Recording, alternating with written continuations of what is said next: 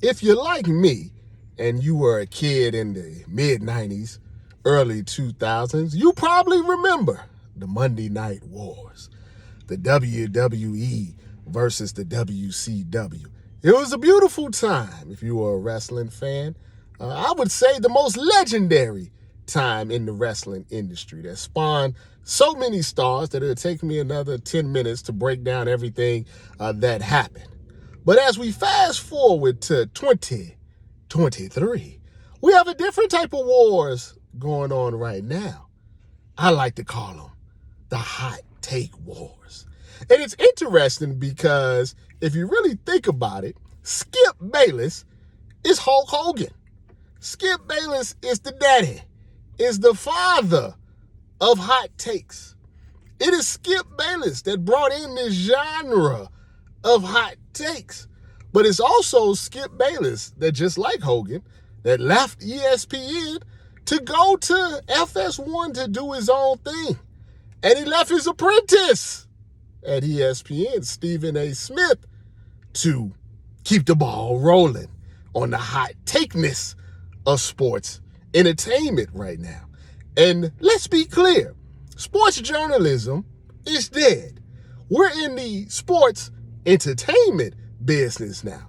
Now, granted, I was doing that 10 years ago, but I digress. If you want to give me some flowers, I will accept them. Lilies, if you must. With that being said, as we move on to the NFL season that's starting right now, after Shannon Sharpe left undisputed, after Max Kellerman was fired and kicked to the curb by Stephen A. Smith, we now have the hot take wars.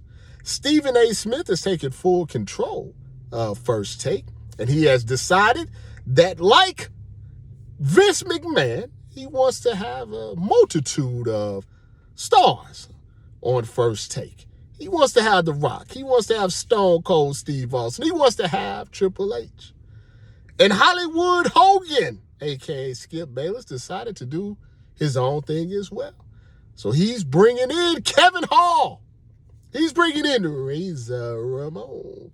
He's bringing in Macho Man Randy Savage from the top rope. I'm sorry, Elizabeth. And now you have the hot take wars that are going to happen. But a lot of people ask me, they say, Rob, who's going to win? Who's going to win the hot take wars? Well, ESPN has an advantage, just like the WWE had.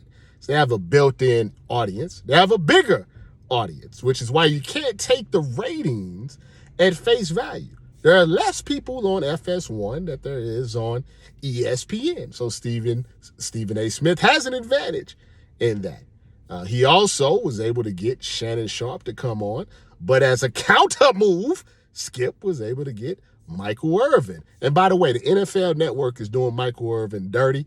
You don't do the playmaker like that. That's wrong. If Michael Irvin was named, Mike Willis, and he was white, this wouldn't be happening right now. I just had to get that, off my chest. The most important thing, though, is to remember this. It's not about the ratings. It's about engagement. Who do you pay more attention to? Who are you making a meme? Who are you talking about? And it doesn't matter if you like them or you don't like them. It's just, are you talking about them?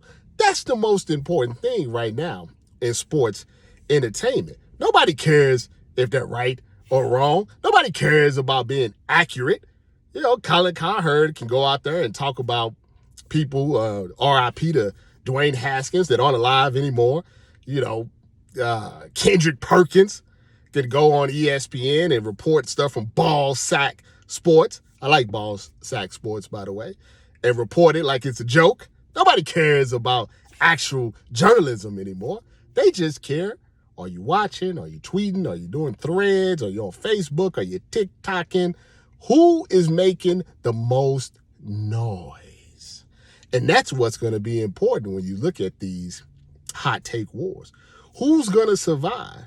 Or who's going to push the envelope a little bit too much and have to be kicked to the curb? I say right now, because he has a lot of momentum behind him, Stephen A. Smith definitely has the advantage. He's younger. He's fresher. He has YouTube podcast Stephen A. Smith, which is kind of like Stone Cold Steve Austin right now.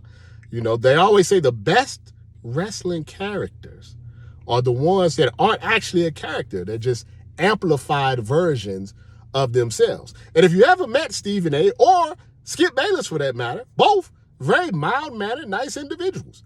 They're not that character that you see on TV. That's just an amplified version of themselves. So you tell me, who are you going to be watching this NFL season? Are you going to be watching both? Or are you just going to be like me and wait for the clips to come on Twitter and then comment on them?